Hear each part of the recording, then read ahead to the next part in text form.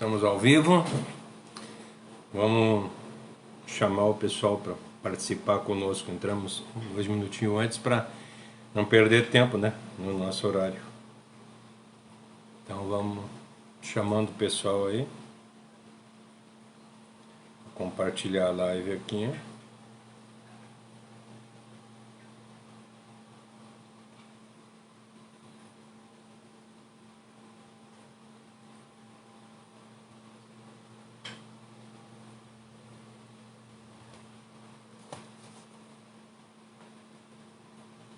Compartilhar.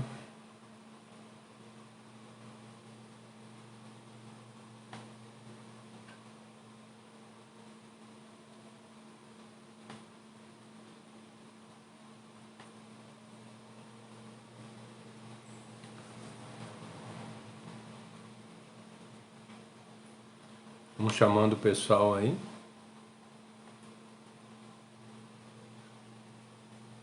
Amanhã entrou ali agora já. Hoje a mãe entrou cedo. Semana passada ela entrou quase no fim, né, mãe? Seja bem-vinda aí de novo. Como é que tá? Tudo bem? Tô não, Entrou? Tá vendo a fotinho dela aqui? Tá vendo a foto dela, da Cássia e tua. Pra mim não aparece. Agora que apareceu.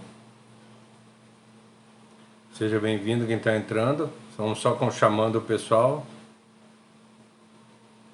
E já vamos começar já.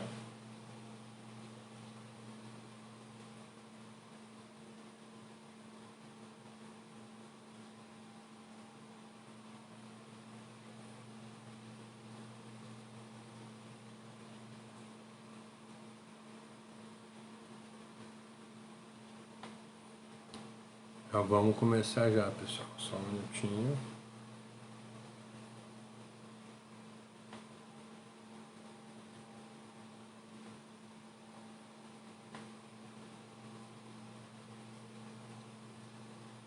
Acho que já foi. Eu chamei todo mundo.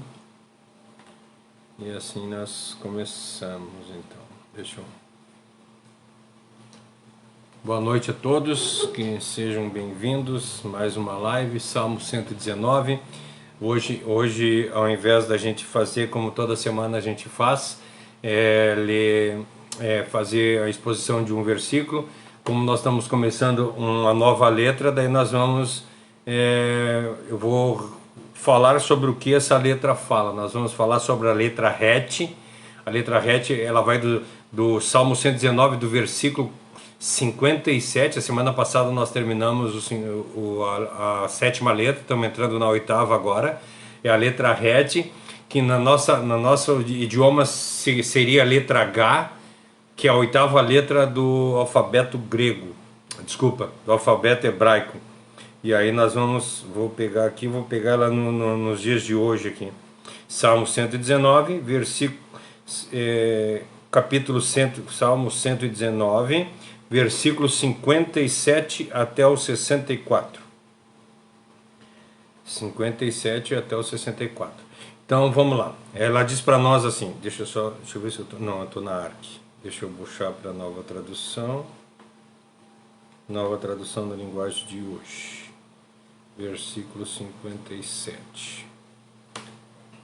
Diz para nós assim: Tu, ó Senhor Deus, és tudo que eu tenho. Prometo obedecer às tuas leis. De todo o coração eu te peço, tem misericórdia de mim, como prometestes. Tenho pensado na minha maneira de agir e prometo seguir os teus ensinamentos. Com toda a pressa, sem demora, procuro obedecer os teus mandamentos. Os maus armaram uma armadilha para me pegar, mas eu não esqueço da tua lei. Por causa dos teus ensinamentos justos, eu me levanto no meio da noite para te louvar. Eu sou o amigo de todos os que te temem e todos que obedecem à tua lei. Ó Senhor Deus, a terra está cheia do teu amor. Ensina-me, ó Deus, os teus pensamentos, os teus mandamentos. Oramos.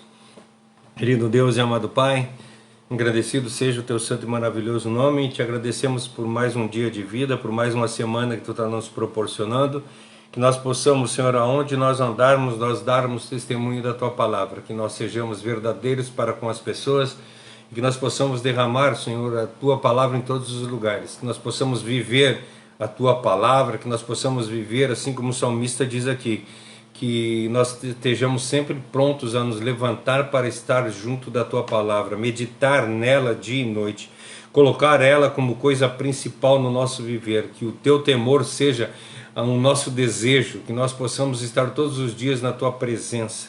Obrigado, Senhor, por Tu ter nos deixado a Tua santa e maravilhosa palavra, mesmo nós não sendo dignos, mesmo nós sendo imerecedores dessa graça. Mesmo assim, Tu nos amou de tal forma que derramou o sangue do Teu Filho inocente no Calvário, para que assim nós pudéssemos Te encontrar novamente. Muito obrigado por tudo, Te agradeço, em nome de Jesus. Amém. Amém. Boa noite a todos que chegaram. Hoje nós vamos fazer, como eu falei como foi na chamada ali, nós vamos falar, dizer mais ou menos o que esse bloco de versículos está falando. Salmo 119, do versículo 57 até o 64. Se nós disséssemos que essa palavra é um pão, vamos colocar esses 8 versículos.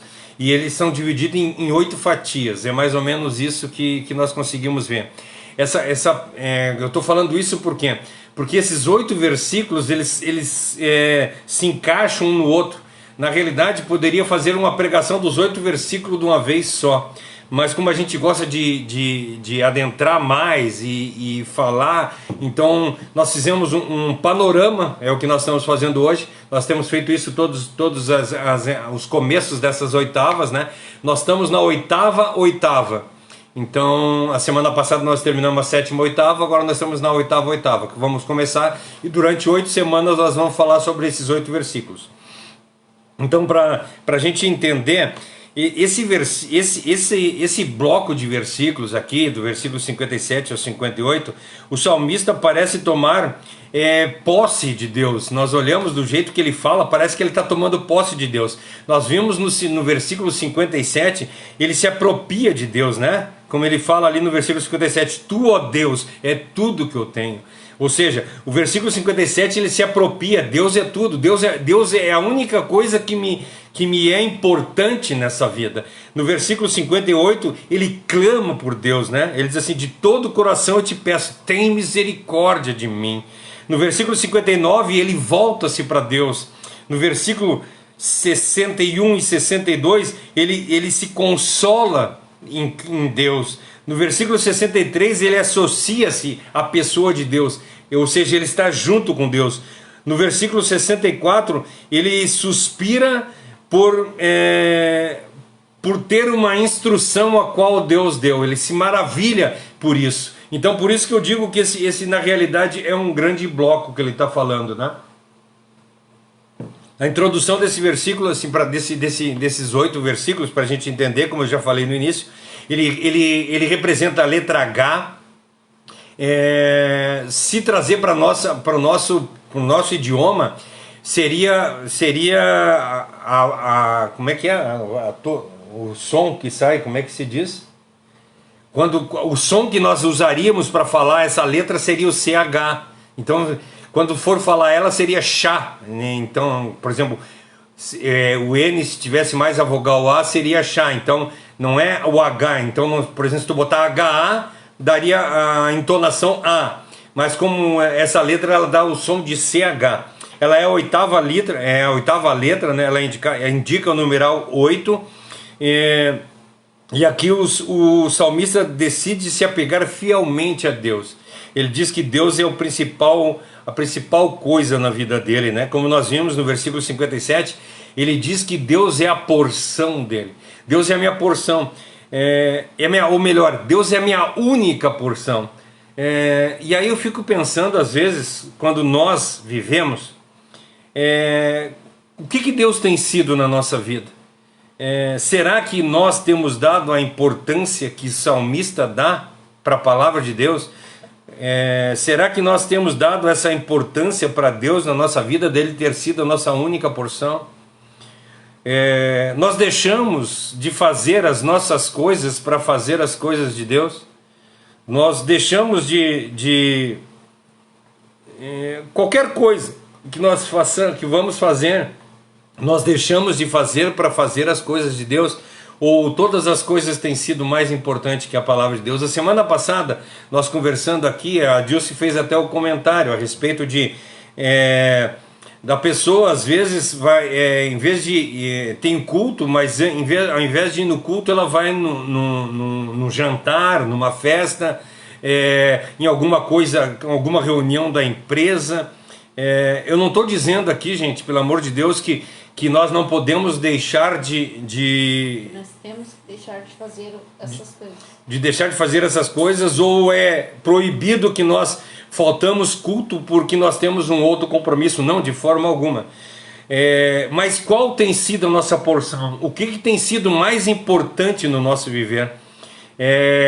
Às vezes nós deixamos qualquer coisa, fazemos qualquer coisa, ou até arranjamos compromissos, que é a coisa mais incrível do mundo. No momento da palavra de Deus, sempre aparece alguma coisa para a gente fazer. Sempre aparece, aparece uma reunião, aparece alguma coisa para a gente visitar, alguém para a gente visitar, alguma doença, sempre aparece alguma coisa, porque o inimigo não vai deixar barato. Só que nós temos que, no momento que nós entendemos que Deus é a coisa principal, que Deus é a única porção que nós temos, nós abandonamos todas as outras coisas para que as coisas de Deus sejam feitas. Não estou dizendo aqui que agora nós temos que abandonar o nosso trabalho, abandonar a nossa família para viver dentro de igreja. Não, não é isso. Não estou nem falando de igreja. Eu estou falando de Deus mesmo. Nós temos que ter os nossos corações voltados para Deus. E aonde nós estivermos, nós estarmos com Deus. Porque o interessante, a palavra de Deus diz para nós que o interessante é que nós estejamos aonde Deus está. Eu não estou dizendo para vocês que Deus está na igreja, eu não estou dizendo para vocês que Deus está numa reunião do ministério, não, eu não estou dizendo isso. Eu estou dizendo que para onde você estiver, esteja aonde Deus está. Que Deus seja convidado para estar junto contigo. Agora, aonde nós estamos indo, aonde nós estamos, nós temos demonstrado Deus. Nós temos demonstrado para as pessoas que Deus é mais importante que qualquer outra coisa para nós? Ou quando alguém nos convida para, vamos fazer uma suposição, tem culto no domingo às 7h30 da noite. Aí chega um cara e te convida, vamos jogar vôlei. Aí tu diz, tem culto hoje. Mas culto tem a semana que vem também e tu vai. Eu não estou falando que o culto, ou que tu ir lá para o lugar que tu vai jogar vôlei, tu não vai estar com Deus, não, de forma alguma. Mas como é que nós vamos aprender de Deus se nós não temos buscado a Deus? E qual é o local que nós aprendemos de Deus? É no lugar onde ensina a palavra de Deus. Por exemplo, nós vivemos, olha, se tu contar da primeira ao 9º ano agora que tem, são 9 anos.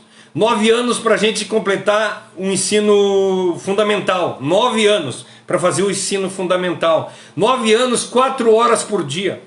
Aí depois são 3 anos do ensino médio, que são 4 horas por dia, ou agora na municipal aqui são 8 horas por dia, por causa que tem o contraturno que tem que ir. Então são 3 anos de 8 horas por dia. Depois que tu sai, tu faz mais 1 ano de cursinho, de mais 4 horas por dia. Tu sai daquele cursinho, tu estuda mais 4 ou 5 anos na faculdade, 4 horas por dia. Isso nós estamos falando só do período que nós estamos na instituição escola.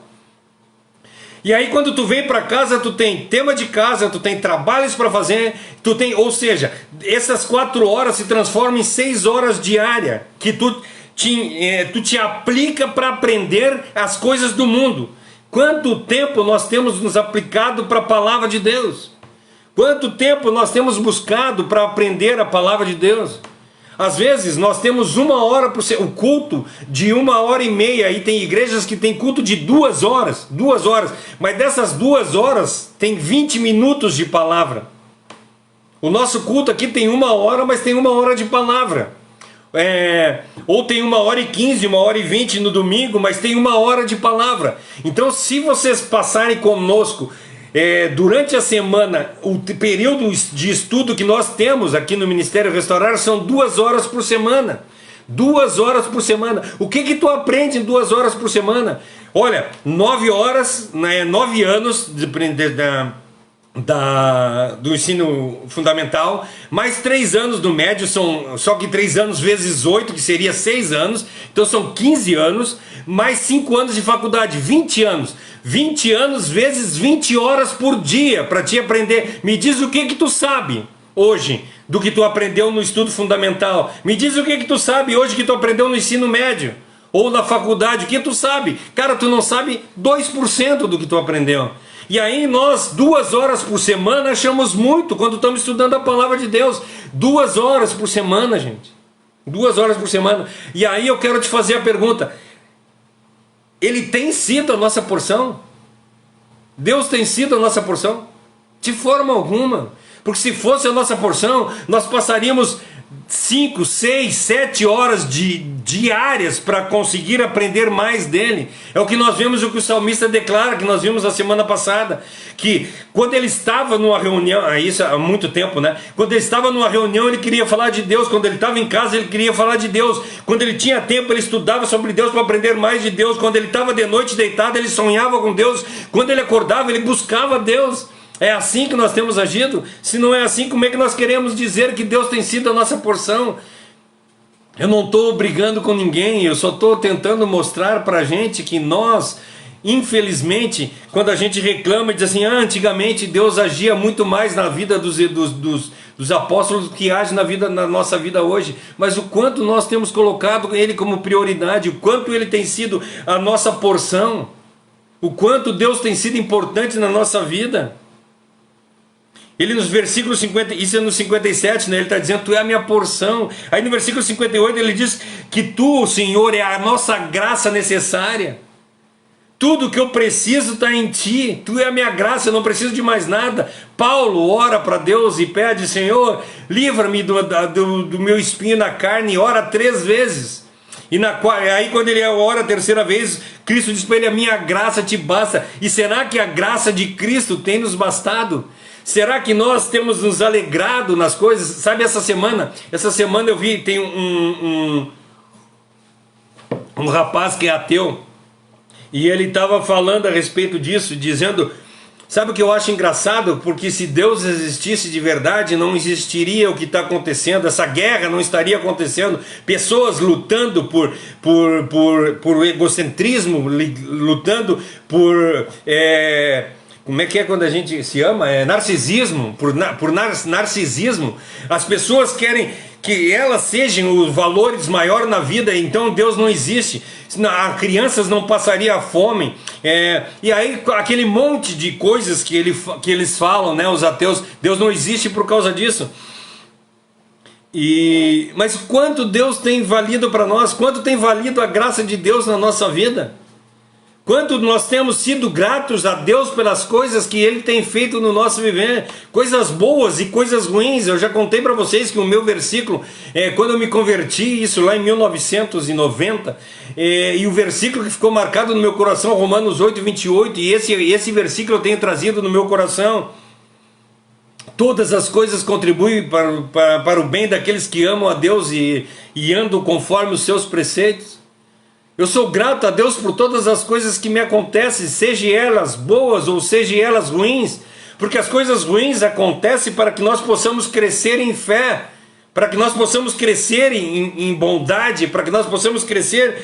Então as coisas ruins que estão acontecendo nesse mundo, não é porque Deus se agrada que as coisas ruins venham acontecer, mas é porque o povo não tem buscado a Deus. A gente vê,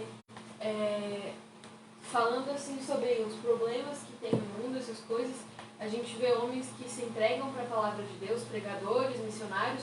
Essas pessoas veem milagre acontecer todos os dias. Eu conheço muita gente que não acredita mais num Deus que faz milagres atualmente, mas isso diz muito mais sobre a tua vida com Deus do que sobre Deus em si.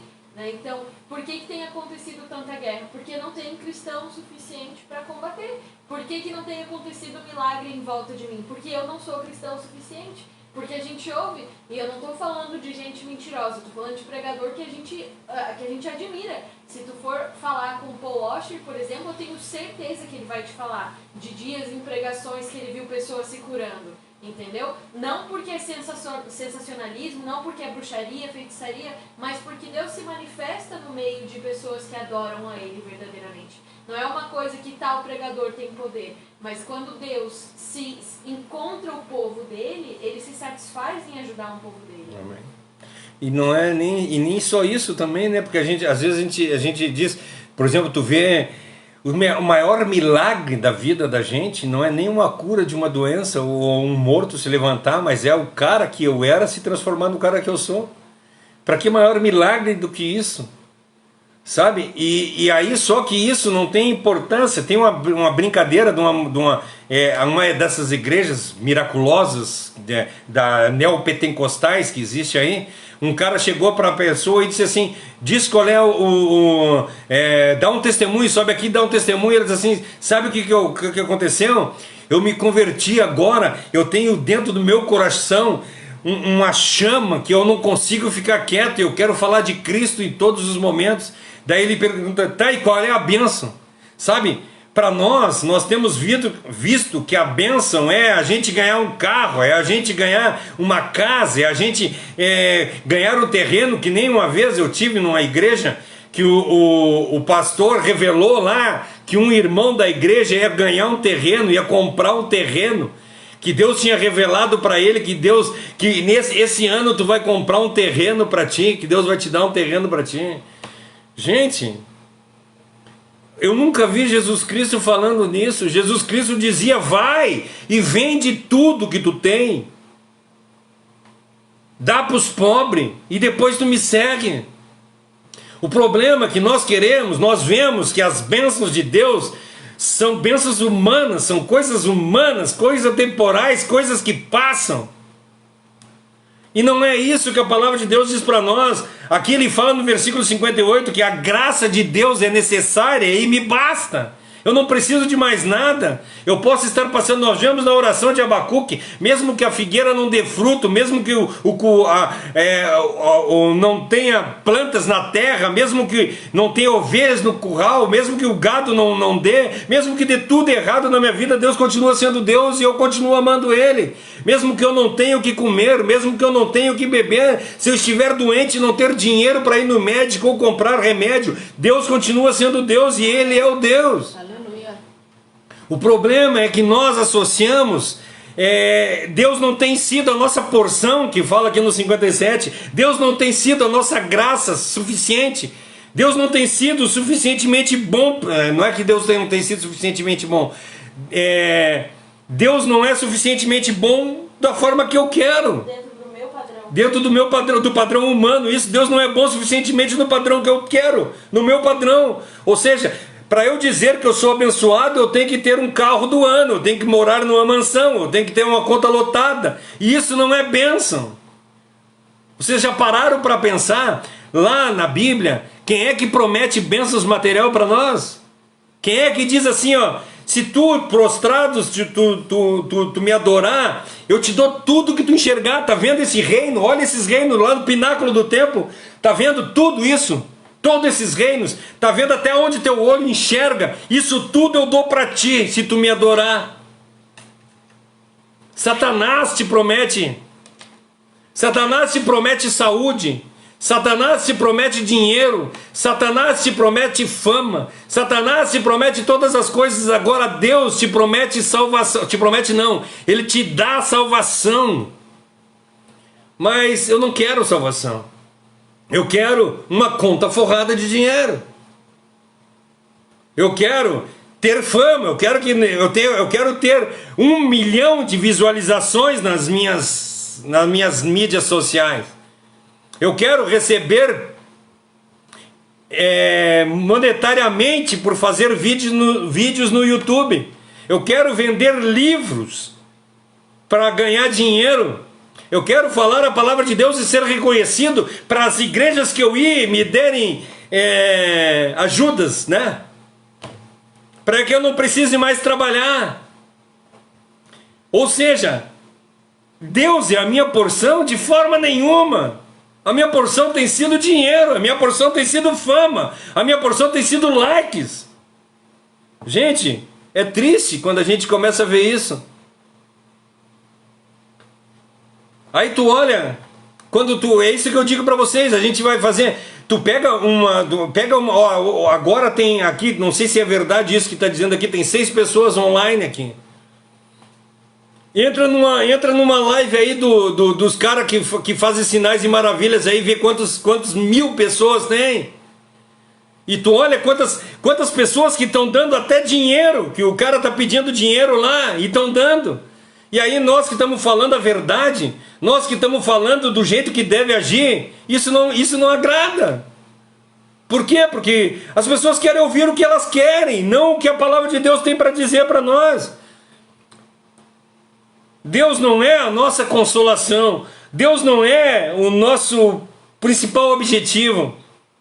No versículo 60 ele diz que ele é obediente aos mandamentos de Deus, e nós não queremos ser obedientes aos mandamentos de Deus. Ele diz no 61 e no 62 que a consolação ele encontra somente em Deus. Ele se associa a Deus no versículo 63, e ele percebe a bondade de Deus na criação de todas as coisas. Ele percebe a presença de Deus na bondade de Deus junto à vida dele. Ele fala no versículo 64. Vamos analisar agora, eu quero entrar mais minuciosamente em cada um desses versículos, né, para passar, para a gente entender. Depois nós vamos falar um por um nas semanas posteriores, né? No versículo 57 ele diz para nós assim: Tu, ó Deus, tu, ó Senhor Deus, és tudo o que eu tenho, prometo obedecer às tuas leis.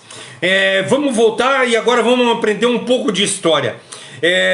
Deus introduziu o povo de Israel na terra proibida, e lá na terra proibida Jacó, né, Israel teve 12 filhos, e esses 12 filhos eles dividiu em 12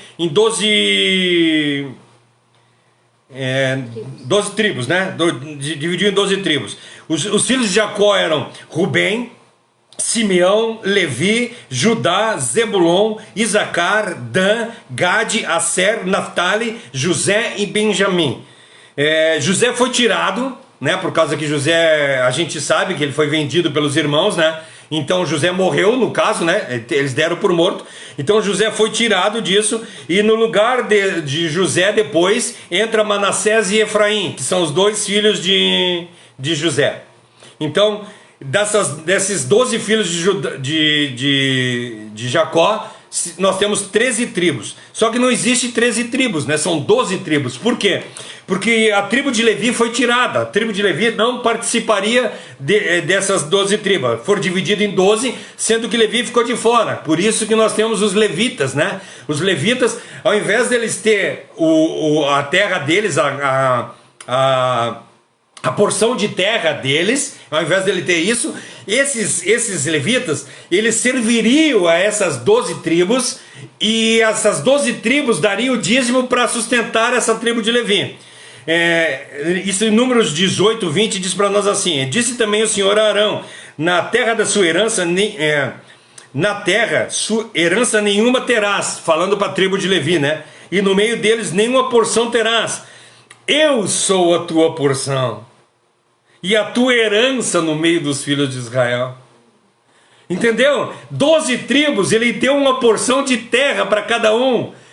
E para a tribo de Levi ele disse: eu vou ser a porção de vocês. É uma coisa, sabe? Gente, eu me arrepio nisso, porque eles não tinham nada, eles tinham Deus. Eles não tinham nada, que eu digo no padrão humano. Eles tinham só Deus, entende? Eles tinham tudo, e os outros tinham. Então, quando ele entrega para essas 12 tribos, ele entrega essas 12 tribos remanescentes, ele entrega uma porção de terra para cada um, e diz para a porção de Levi, né? Isso fala em Josué 13:33, e diz assim, ó: mas ele não deu nenhuma parte de terra à tribo de Levi para ser propriedade dela. Moisés disse aos membros dessa tribo que o Senhor, Deus de Israel, essa é a propriedade de vocês. Vocês não têm casa, a propriedade de vocês é Deus. Gente, isso é maravilhoso. E o salmista aqui, ele está dizendo isso, a minha porção é Deus. E isso nós estamos falando de um rei que tinha mulheres, um rei que tinha terras, um rei que tinha reinado, um rei que tinha todas as coisas. E ao mesmo tempo ele dizia, a minha porção é Deus, nada disso me interessa. Porque nós vemos na vida de Davi, quando ele estava perdido lá na caverna de Adulão, que ele estava sendo perseguido e não tinha nada, Deus era Deus da vida dele, isso nós vemos lá no Salmo 34, e quando ele era rei, Deus era Deus da vida dele, não mudou em momento algum. E nós estamos sempre chorando, sempre entristecidos pelas coisas que estão acontecendo ou não na nossa vida, ao invés de nós sermos gratos a Deus. Somente Deus o salmista queria, e somente Deus o salmista tinha. Para ele isso era o mais que suficiente. Para ele isso sanava todas as necessidades que ele tinha. A presença de Deus não interessava pelas circunstâncias que estavam acontecendo no seu redor, porque Deus era o principal. E quando nós estamos com um problema, nós nos entristecemos pelas circunstâncias que estão na nossa volta, ao invés de nós agradecermos por termos Deus na nossa vida. Não importa que as coisas estejam acontecendo, não é as circunstâncias que me levam para perto de Deus, mas eu estou perto de Deus em todos os momentos. É isso que o salmista está dizendo ainda. Salmo 73, no versículo 26, ele diz, ainda que a minha mente e o meu corpo se enfraqueçam, Deus é a minha força e Ele é tudo que eu preciso.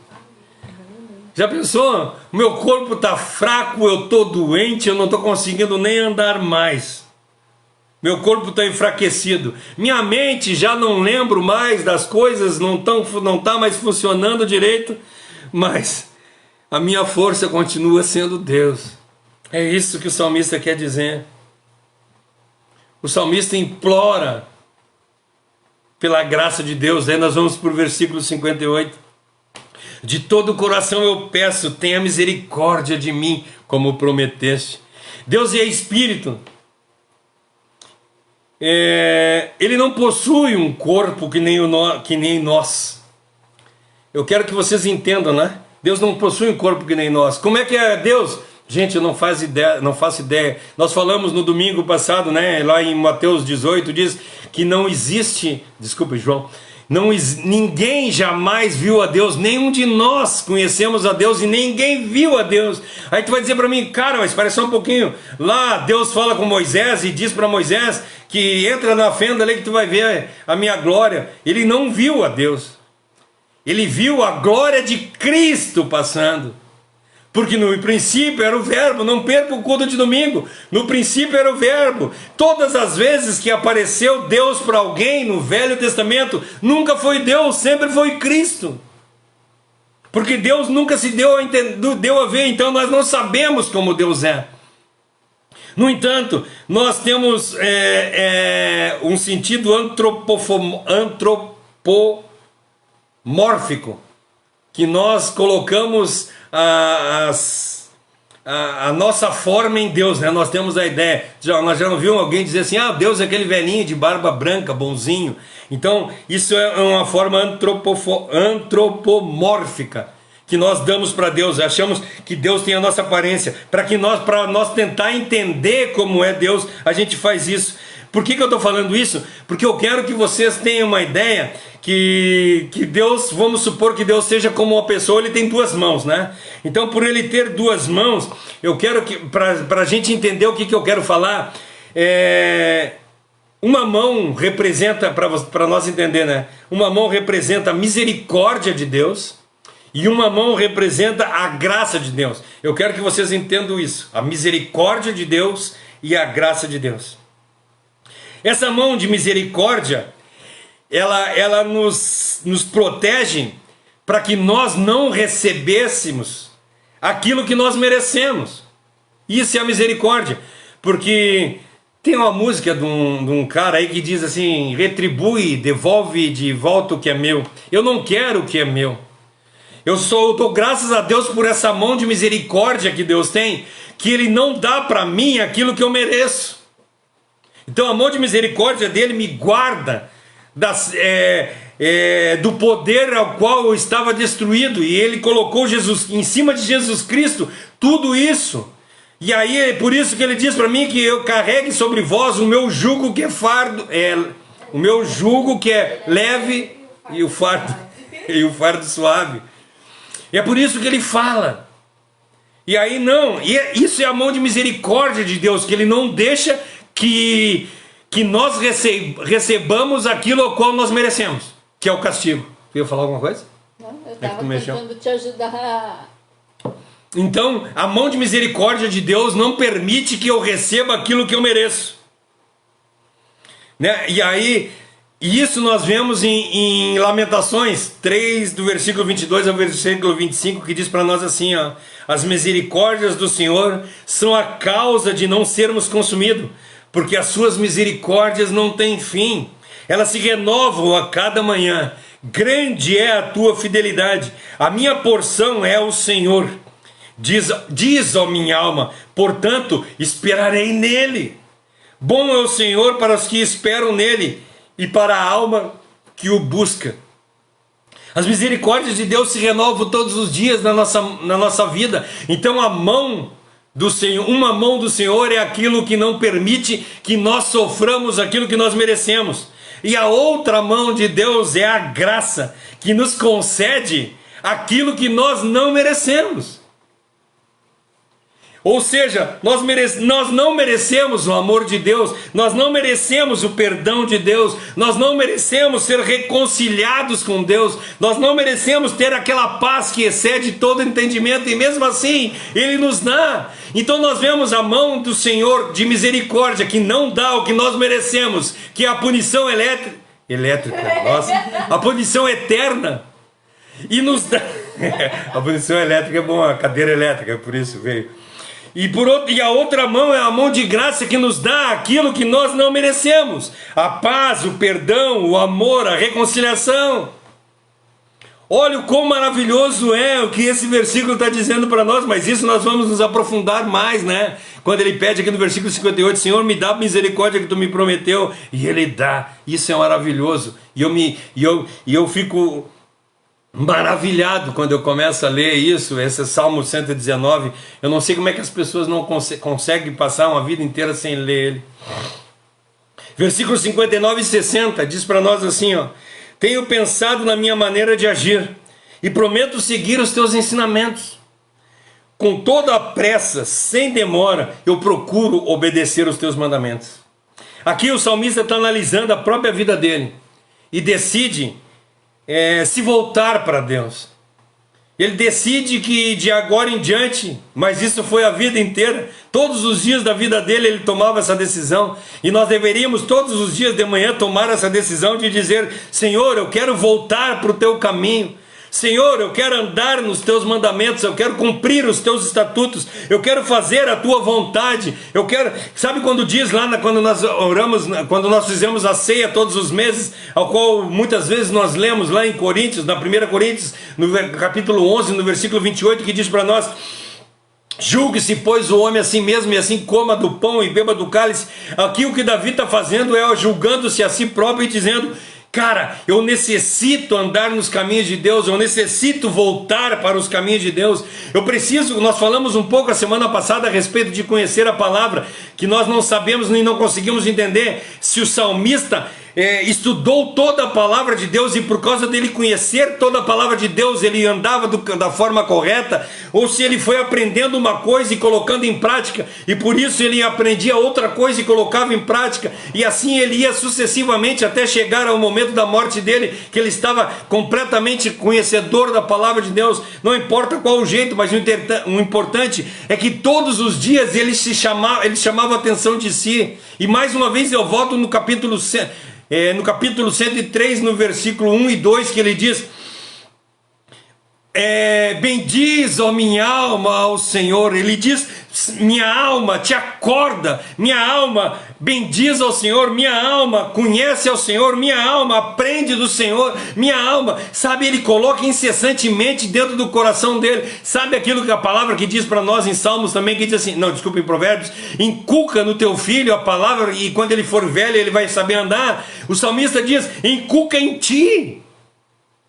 Todos os dias tu tem que colocar em ti e dizer, eu preciso, sabe quando tu levantar de manhã e dizer assim, eu preciso buscar mais de Deus, eu preciso conhecer mais de Deus, eu preciso colocar em prática tudo que eu tenho lido, eu preciso fazer a vontade de Deus, eu temo estar longe da presença de Deus.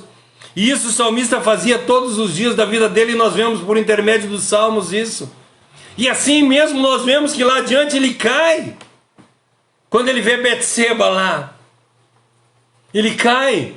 E mesmo ele sempre se exortando, ele mesmo assim ele cai. E ele emenda um dia após dias, e ele vê que só a palavra de Deus que conforta e conforma ele. A Josi botou aqui o Salmo 103, versículo 1 e 2. Bendiz, ó minha alma, ao Senhor, e tudo que há em mim, bendiga o seu santo e maravilhoso nome. Bendiz, ó minha alma, ao Senhor, e não te esqueça de nenhum dos seus benefícios. Sabe, nós somos campeões de esquecer os benefícios que Deus fez pela gente. Aí nós estamos entristecidos, jogados num canto, dizendo assim, Deus não me ama, Ele não tem me ajudado. Será? Olha para trás o que Ele fez ontem, o que Ele fez ontem. Eu digo para as pessoas, façam, se tu não tem essa gratidão a Deus, faça um caderninho de oração e coloque as tuas orações no caderno. Orei por tal coisa, orei por tal coisa. E todas as vezes que tu receber a resposta dessa oração, dá um chequezinho lá do lado, recebi. Para quando tu pensar dessa forma e dizer assim, Deus não me ama, tu vai lá e pega aquele caderninho e tu vê tudo que Deus fez na tua vida. Cara, Ele me transformou, eu era assim e hoje eu sou assim. Eu não tinha nada e hoje eu tenho a salvação. E aí tu começa a olhar e te maravilhar pelas coisas que Deus fez. Nós temos que estar chamando a atenção de nós todos os dias. Não te esquece, ó minha alma, de nenhum dos beneplácitos de Deus. É isso que ele fala. Ele faz tudo isso rapidamente. Ele não deixa, sabe, quando ele fala aqui nesses 2 versículos, né? Eu tenho pensado na minha maneira de agir e prometo seguir os teus ensinamentos. Ele não diz para Deus assim, Senhor, amanhã eu vou seguir teus ensinamentos. Não, é agora, já. Com toda a pressa, ele fala no versículo 60, com toda a pressa e sem demora, eu procuro obedecer os teus mandamentos. É agora, já, de imediato, que eu quero andar nos teus caminhos. Não é amanhã. Ah, mas eu sou todo errado, não importa, é hoje. É agora que eu tenho que botar o caminho de Deus na minha vida e andar conforme a vontade dele. Não adianta eu deixar para amanhã para obedecer a Deus ou fazer a vontade de Deus. Não, é agora, já, de imediato. Eu tenho que lutar contra as minhas vontades, contra os meus desejos. É isso que nós temos que colocar no nosso viver, transformar a nossa vida do jeito que é para ser. Gente, eu fico maravilhado quando eu leio essas passagens, sabe? Porque elas dão de relho na vida da gente. Porque a gente olha e diz assim, meu Deus, como eu estou longe. Sabe, mas isso é bom, gente, isso é bom. O problema é quando nós estamos, a palavra de Deus diz para nós, com a nossa mente cauterizada, que nós achamos que está tudo certo, está tudo bem. Gente, será que nós temos, que Deus tem sido, como eu comecei aqui, Deus tem sido a nossa porção? Será que Ele tem sido a nossa razão de viver? Será que eu tenho colocado em prática sem demora a palavra de Deus no meu viver? É complicado. A gente apanha, dá com pau. O José está dizendo que dá um dom de relho. Gente.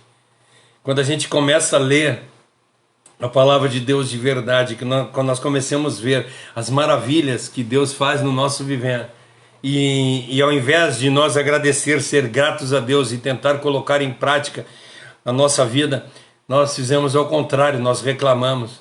Ah, Deus, eu não tenho...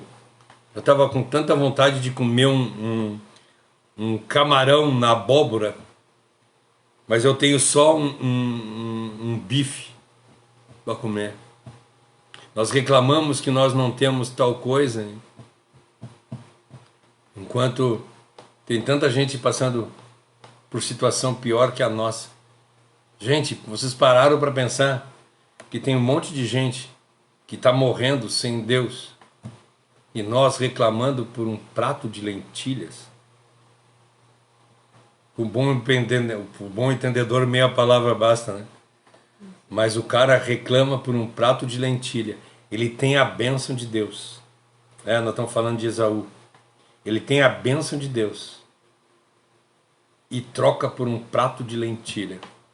E aí sabe o que a gente faz? Nós condenamos. Nós condenamos Esaú porque trocou a bênção de Deus por um prato de lentilha. E nós temos trocado a bênção de Deus pelo quê? Pelo nosso trabalho, pelo pão de cada dia. Não sei eu pelo o que tem sido mais importante, o que tem sido a tua porção, o que tem sido a tua alegria, o que tem sido a razão pela qual tu tem vivido. Gente, é complicado.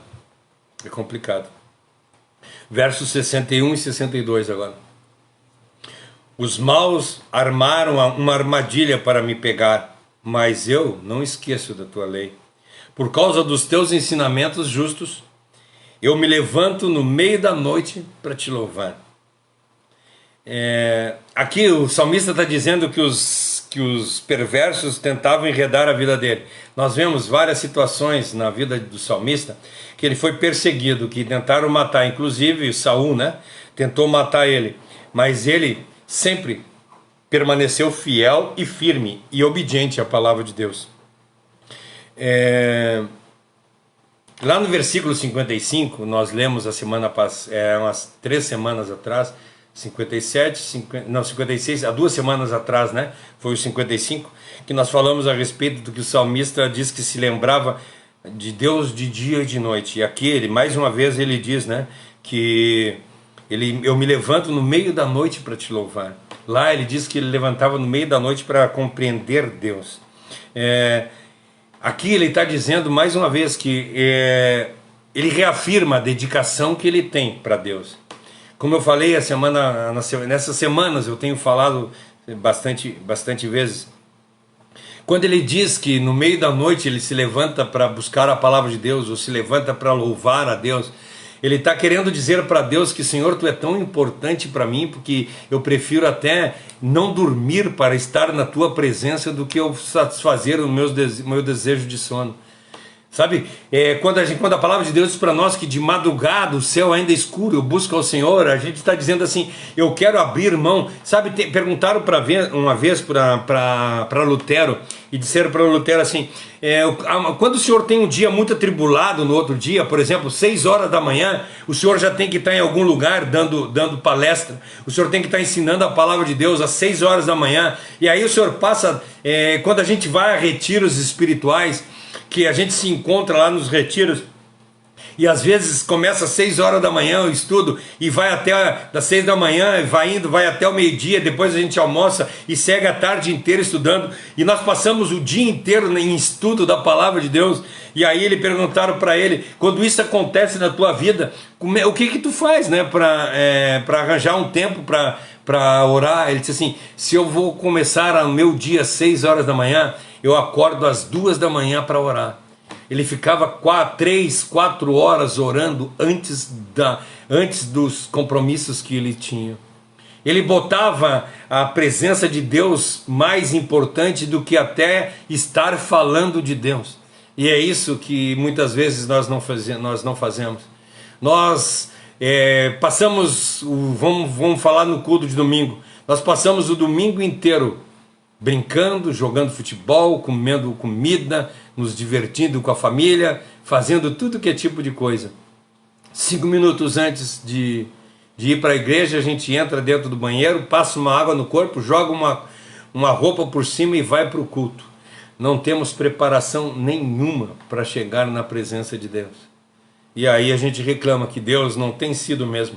Deus não tem respondido para nós, e Ele nos prometeu que faria obras maiores do que fizera lá naquela época. Mas nós temos agido como o pessoal daquela época tem agido? Nós temos colocado aqui o que o salmista está dizendo, que durante a madrugada eu me levanto e sou fiel a Ti, eu levanto para estudar a Tua palavra, para Te louvar. Nós reafirmamos a nossa dedicação para Deus no meio da noite, ou no meio do nosso trabalho, onde quer que nós estejamos, nós estamos agradecendo a Deus pelas coisas que Ele fez no nosso viver? Será que Deus não é o mesmo? Porque a palavra de Deus diz para nós que Ele é o mesmo ontem, hoje e eternamente. Por que hoje Ele não está agindo? Por que as coisas estão acontecendo de mal a pior na minha vida? Por que Deus não tem sido fiel a mim? Tem coragem de fazer essa pergunta? Tu já olhou para dentro de ti? Dessa forma aqui que eu estou falando, que o salmista está olhando no espelho? Sabe, eu fiz uma pregação a respeito do livro de Tiago, a respeito do espelho, que ele diz que a palavra de Deus ela serve como espelho, que a gente olha e quando vira as costas logo esquece. Será que nós temos agido dessa forma, que nós olhamos para a palavra de Deus? Porque a palavra de Deus é o espelho ao qual o Tiago está falando, que a gente pega a nossa Bíblia e olha a palavra de Deus e aí vai refletir. E o que eu estou convidando vocês nesse dia é isso: olhar para a palavra de Deus e olhar para dentro de si. Será que eu estou vivendo isso que está sendo falado aqui nessa noite? Será que eu estou colocando em prática essa oitava aqui, essa oitava? Será que eu estou colocando em prática isso que está sendo falado aqui? Gente, eu estou apanhando aqui, como a Josi botou, eu estou apanhando de relho aqui. Eu estou apanhando de relho porque eu não tenho vivido isso que eu estou falando. E é triste isso, sabe? O salmista está declarando aqui no verso 63, olha só que maravilha: eu sou amigo de todos que te temem, de todos que obedecem a tua lei. Quem é os teus amigos? Melhor, né? Quem são? Quem são os teus amigos? Tu tem andado do lado daqueles que temem ao Senhor? Tu tem andado ao lado daqueles que obedecem às leis de Deus? Ou tu tem andado com... Lembra do Salmo 1, versículo 1? Bem-aventurado aquele homem que não anda no conselho do ímpio, e nem se detém no caminho dos pecadores, e nem se assenta em roda de escarnecedores. É isso? É assim que nós temos vivido? Nós não temos nos detido no conselho do ímpio? Quando a gente está passando por algum problema, alguma dificuldade, a quem nós temos recorrido? A quem nós temos procurado? Nós temos procurado pessoas que conhecem a palavra de Deus. Eu não estou dizendo para ti entrar numa igreja evangélica, tu entrar numa igreja católica ou qualquer outra igreja para pedir conselho para alguém que se diz sacerdote de Deus, para um padre, para um pastor. Não! Eu estou dizendo para ti te aconselhar com homens de Deus, com filhos de Deus que conheçam verdadeiramente a palavra de Deus. Se tu está numa igreja que não fala a palavra de Deus, se tu está numa igreja onde o cara que está falando lá na frente não sabe te explicar a palavra de Deus, mas quando ele sobe lá no púlpito, ele começa a falar de sinais e maravilhas, começa a falar de coisas miraculosas, começa a adivinhar CPF, RG, começa a dizer que Deus me revelou que tu vai ganhar um terreno, que Deus me revelou que isso, que aquilo, que aquele outro. Foge, foge. Porque o servo de Deus de verdade, ele vai falar o que os profetas falavam, dizer para ti assim: o pecador deixa de pecar, muda de vida, transforma o teu viver, ande conforme o salmista andava, não te detém em roda de escarnecedores, não te assenta com pecadores e nem anda com escarnecedores. Se alguém está dizendo para ti, te dando tapinha nas costas e dizendo não te preocupa, Deus é bom, foge, porque esse é inimigo de Deus. Porque a pessoa que é amiga de Deus, ela está dizendo para ti, te transforma, te muda a tua vida, muda o teu jeito de agir, seja uma pessoa coerente, que ande conforme a palavra de Deus, seja obediente à palavra de Deus. Esse cara te ama. Esse cara que chama atenção, esse cara que está dizendo para ti que tu tem que mudar de vida, esse cara te ama, o cara que está dando tapinha nas tuas costas e dizendo: ah, meu querido, eu estou contigo, vamos lá que eu vou te ajudar. Esse cara não te ama, esse cara simplesmente quer coisas de ti. Coisas. Não é coisas de Deus, é coisas humanas. Que eu falei no início da live, que quem dá é o inimigo das almas e não Deus. Nós temos que admitir, gente, que nós somos imperfeitos. Nós temos que reconhecer que nós só temos alegria quando nós conseguimos manter a comunhão com Deus. Nós só conseguimos fazer a vontade de Deus quando nós estamos descaídos, quando nós conseguimos entender que somos completamente imperfeitos e errôneos, que nós pecamos gravemente contra todas as pessoas que estão na nossa volta, e que nós estamos dispostos a mudar o nosso modo de viver, que nós pecamos gravemente contra tudo e contra Deus. Sabe quando o filho pródigo chega para o pai e diz assim: pai, eu pequei contra ti e contra o Senhor. Já não sou mais digno de ser chamado teu filho, mas me trata como um servo teu. Quando nós aprendermos que isso é real na nossa vida, de nós chegarmos na presença de Deus e dizer para Ele: Senhor, eu não sou digno. Sabe quando a gente faz a oração e dizer assim: eu não sou digno nem de levantar a minha voz a Ti, Senhor. Mas agora eu me apossando da Tua promessa que diz que Tu me amou, sendo eu ainda pecador. Tem misericórdia de mim, que as Tuas misericórdias se renovam a cada dia, a cada manhã. Lá na Epístola de Hebreus diz para nós assim: não deixe de congregar, como é costume de alguns. Antes, façam admoestações, e tanto mais quanto vedes o que o dia se aproxima.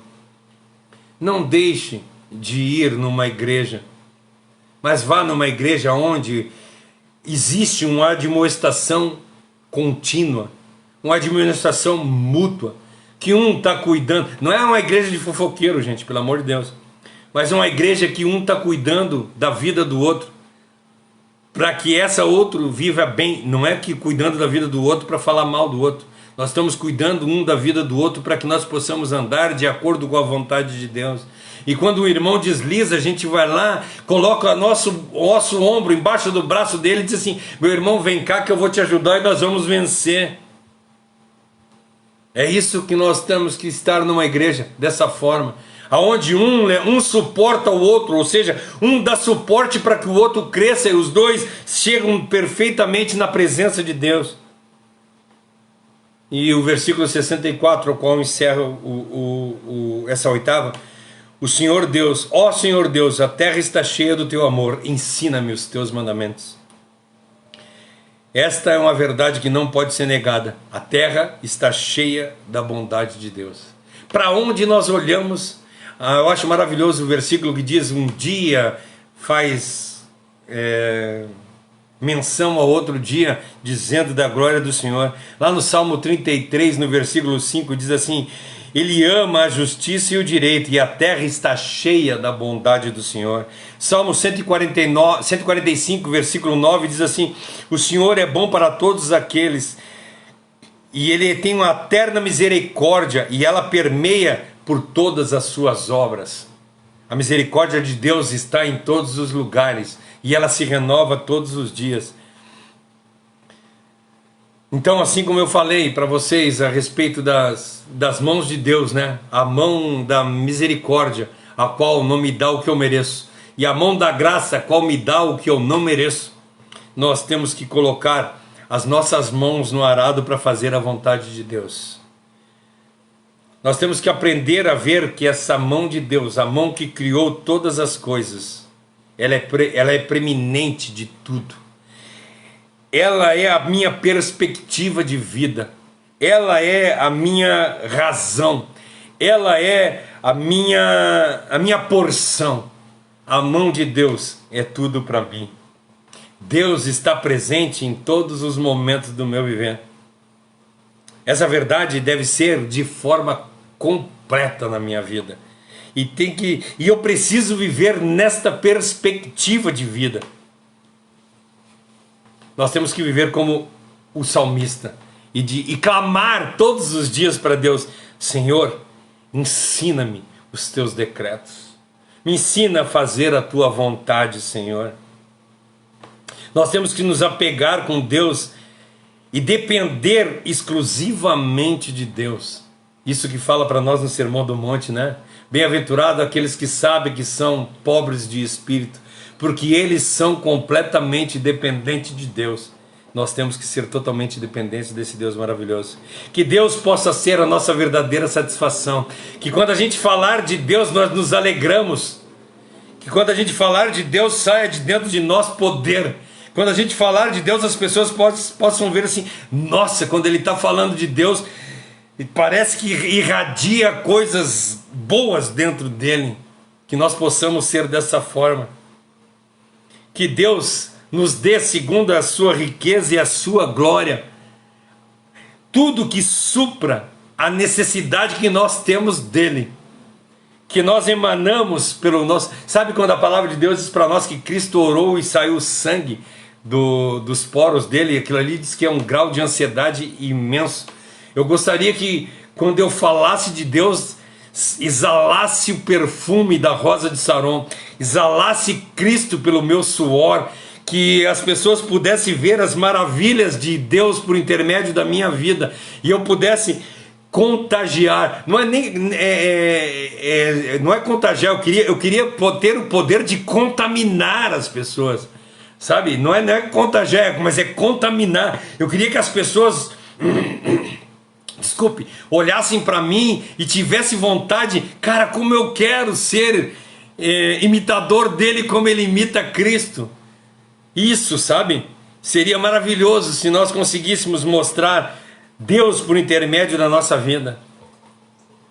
Isso é maravilhoso. Filipenses 4,19 diz para nós assim, ó: e o meu Deus, de acordo com a sua gloriosa riqueza, que ele tem para nos oferecer por meio de Jesus Cristo, dará a vocês tudo que vocês precisam.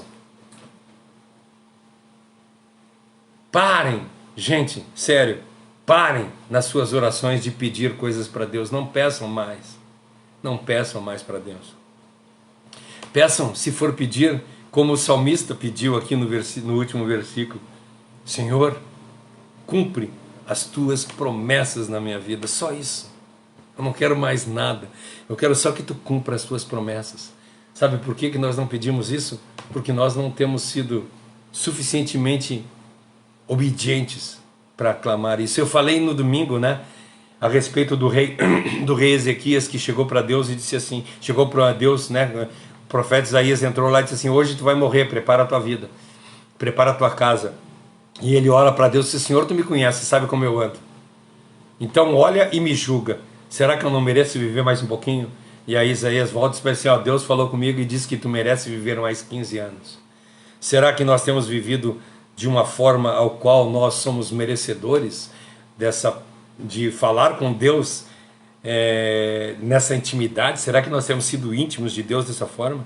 Será que eu confio nesse versículo que eu li aqui, Filipenses 4,19? E o meu Deus, de acordo com as suas gloriosas riquezas que tem para oferecer por intermédio de Jesus Cristo, lhe dará tudo o que eu preciso. Eu não sei o que eu preciso, Deus sabe. Então eu não quero mais nada. Senhor, as minhas orações de agora em diante vão ser: Senhor, obrigado pelo que eu tenho. E aí eu vou pedir, né, o pão nosso de cada dia dá-nos hoje. Derrama sobre mim o teu reino. Seja feita na minha vida a tua vontade. Que eu faça que as pessoas vejam a tua glória. Que tudo seja para... Entende o que é a oração? Nós passamos 10 dias falando a respeito de oração. A graça de Deus tem que nos bastar, assim como ele fala para Paulo: a tua graça me basta. Eu sei o que eu preciso? Não, eu não sei. Então, Senhor, mais uma vez, Senhor, me dá somente o que tu queres que eu receba. 2 Coríntios 12, no versículo 9, diz assim: mas ele me respondeu, né, para Paulo: a minha graça te basta. Isso que nós temos que fazer. O meu poder é mais forte quando você está fraco. É isso que Deus fala para Paulo. A minha graça te basta. E o meu poder é mais forte quando você está fraco. Portanto, eu me sinto muito feliz em me gabar de todas as minhas fraquezas, Paulo diz, para que assim a proteção de Jesus Cristo esteja comigo. Então, quando eu estou fraco, aí é que Deus age na minha vida. Precisamos nos analisar e nos julgar. Precisamos olhar para dentro de nós. Nós precisamos emendar o nosso caminho e conformar ele de acordo com a vontade de Deus o mais depressa possível, que nós lemos no Salmo aqui, né? Seja rápido em fazer a vontade de Deus. Efésios 5:11 diz para nós: não participe das coisas sem valor que os outros fazem, coisas que pertencem à escuridão. Pelo contrário, tragam todas essas coisas para a luz. Então não participe dessas coisas erradas, mas tragam elas para a luz. Se alguém vir te convidar, vamos fazer tal coisa, aí diz assim, vamos lá, vamos falar isso para as pessoas. Sabe, eu costumo dizer, quando alguém vir fazer alguma fofoca para ti, sabe a vida, sabe o que o fulano fez? Aí tu diz para a pessoa assim, eu não sei, mas vamos fazer o seguinte, vamos eu e tu lá, e vamos exortar ele, vamos ensinar o jeito que deve fazer. Eu duvido que a pessoa vai contar fofoca para ti, ou vai querer continuar vindo falar mal dos outros para ti. Duvido. Romanos 13, versículo 12 diz para nós assim, a noite está terminando e o dia vem chegando. Por isso, parem de fazer as coisas que pertencem à escuridão e peguem as armas espirituais de vocês para lutar com a luz. Nós temos que ser luz do mundo. Nós temos que mostrar para as pessoas o quão maravilhoso é viver na presença de Cristo. Nós devemos manter constante comunhão com os irmãos, porque se não fizermos isso, nós temos o risco de esfriarmos na fé. Então não seja como os outros de andar fora de igreja, mas esteja junto com irmãos que falem a respeito de Deus, que hajam de acordo com a vontade de Deus, que sejam obedientes a Deus. E assim, tu nunca vai te esfriar na fé. Agora, se tu andar com pessoas que falam mal dos outros, pessoas que não falam de Cristo, cara, aí é provavelmente que tu vai te esfriar e provavelmente tu vai sair da igreja. É isso que acontece. Nós devemos reconhecer que o Senhor está perto, né? Isso é maravilhoso, né? Isso fala lá no Salmo 66, se eu não me engano, né? 55. Não é nem Salmo, é Isaías. Isaías 55, no versículo 6, se não me engano, que diz assim: busque ao Senhor enquanto pode achar, invocai-o enquanto está perto. Deus está perto ainda, então busque ao Senhor enquanto está perto, enquanto nós temos a oportunidade. E aí Deus vai se revelar de uma forma tamanha na tua vida que tu não vai nem acreditar. É isso que eu te convido a fazer essa noite. E é isso que esses 8 versículos querem falar para nós.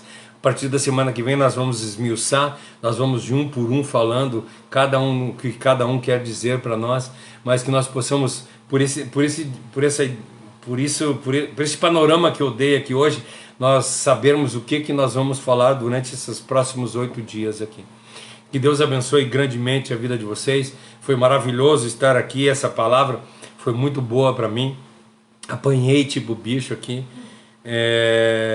Eu vi o quanto eu preciso mudar, o quanto eu preciso transformar o meu viver, só para colocar esses 8 versículos aqui, em verdade, que eu possa me apressar, como disse, deixa eu ver aqui, com pressa, no versículo 60, fica para a gente meditar essa semana.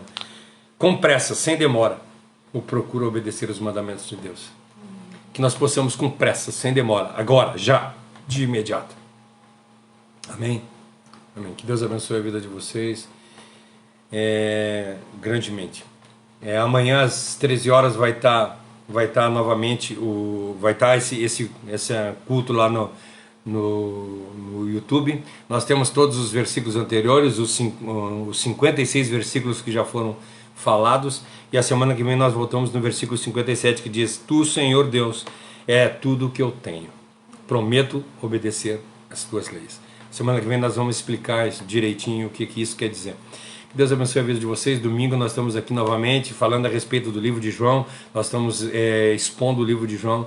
Procure, gente, se você não está numa igreja, procure uma igreja que seja próxima de Cristo, uma igreja que fale a respeito da palavra de Cristo.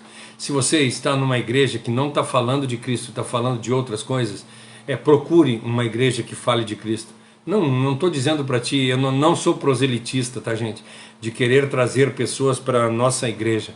Mas procure uma igreja que fale do amor de Cristo. Provavelmente, geralmente, as igrejas que mais se aproximam da palavra de Deus são as igrejas reformadas. Então procure na cidade de vocês alguma igreja que tenha na placa assim, ó, fé reformada. E aí tu vai aprender a palavra de Deus como ela é. Pode ser uma igreja, lá ser presbiteriana, batista, uma igreja que fale a respeito da palavra de Deus. Tem muitas igrejas, tem muitos pastores aí que têm boa vontade de falar a palavra de Deus. Vá numa igreja pequena, gente. Chegar numa igreja que tenha 3, 4 pessoas, provavelmente esse cara está falando a verdade, tá? Se chegar numa igreja lotada, uma igreja lotada, gente, eu já começo a desconfiar quando a igreja... Não estou dizendo que todas as igrejas que estão cheias são erradas, gente, pelo amor de Deus. Mas eles estão dando ênfase para louvor, eles estão dando ênfase para coisas, estão dando ênfase para homens, estão dando valor para homem, e muitas vezes que quando a gente começa a falar do evangelho de verdade, começa a doer no nosso corpo, e aí a gente quer fugir. A gente viu que Jesus Cristo... sabe o que é interessante? Hoje, essa semana eu estava vendo que a palavra de Deus diz para nós que às vezes, a respeito do evangelismo, né? E eu vejo pessoas fazendo evangelismo e arranjando, nós temos que fazer tal coisa para trazer pessoas para a igreja, nós temos que fazer tal coisa, e começa a fazer artimanhas e fazer coisas para que nós possamos trazer, vamos fazer um jantar para trazer pessoas, vamos fazer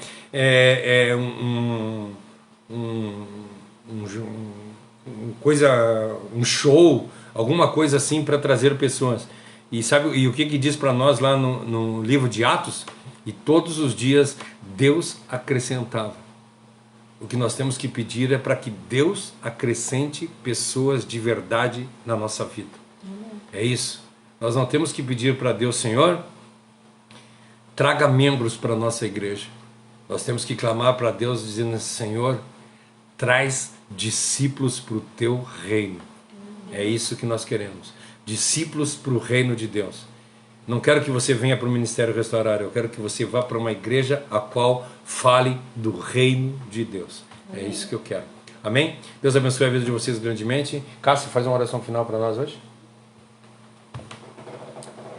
Pai, muito obrigada pelos ensinamentos e aprendizados da noite de hoje, Pai. Se nós possamos tirar algo desse estudo, seja que nós busquemos ardentemente as tuas misericórdias, a tua palavra, andar do teu lado, Pai.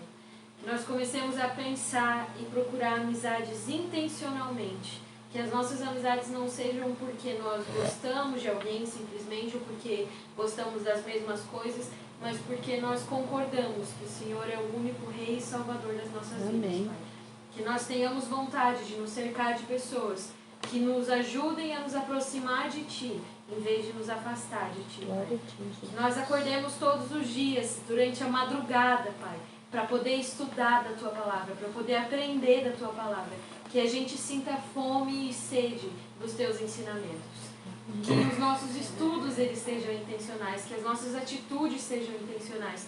E que nada que nós façamos durante esse breve período que passamos na Terra, Pai, seja em vão. Seja para qualquer outra coisa que não seja a Tua vontade, seja para Teu conhecimento e engrandecimento do Teu nome na terra. Que nós como igreja possamos nos juntar, Pai, para fazer a Tua vontade e não permitir que o mal tome conta da vida dos Teus filhos, Pai.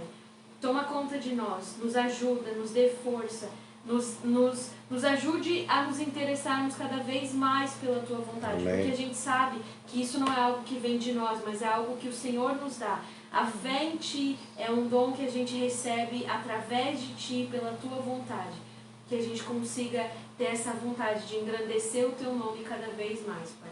Nos fortalece, nos carrega.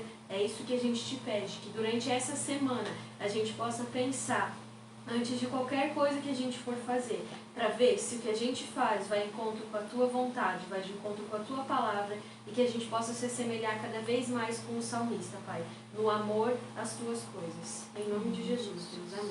Amém. Amém. Amém. Gente, só para vocês entenderem, quando eu falei a respeito de igrejas ali, que eu estava numa igreja aí um tempo atrás e um amigo meu chegou para mim e disse assim: vou lá visitar vocês nesse fim de semana, eu vou lá visitar vocês. E eu conheci o cara que ia pregar naquele fim de semana. Eu pedi para ele assim: não, deixa para ir a semana que vem, se tu tem medo de levar a pessoa que tu conhece no lugar porque tu tem medo do que o cara vai falar lá na frente, cara, nem leva. Entende? É isso que eu quis falar para vocês. Porque esse cara que ia pregar no dia que lá, ele é um cara que fala de bênçãos, ele pregava sobre bênçãos, que Deus abençoava, que Deus dava isso, Deus dava aquilo. E para mim isso não é um evangelho. O evangelho é quando a gente fala das coisas de Deus, não das coisas aqui desse mundo. Então, se você está numa igreja que está falando de Deus, siga nela, não saia. Agora, se não está, procure uma igreja que fale dessas maravilhas que Ele é. Amém? Fiquem na paz, que Deus abençoe. Domingo nós estamos aqui novamente. Deus abençoe a vida de vocês grandemente. Amém.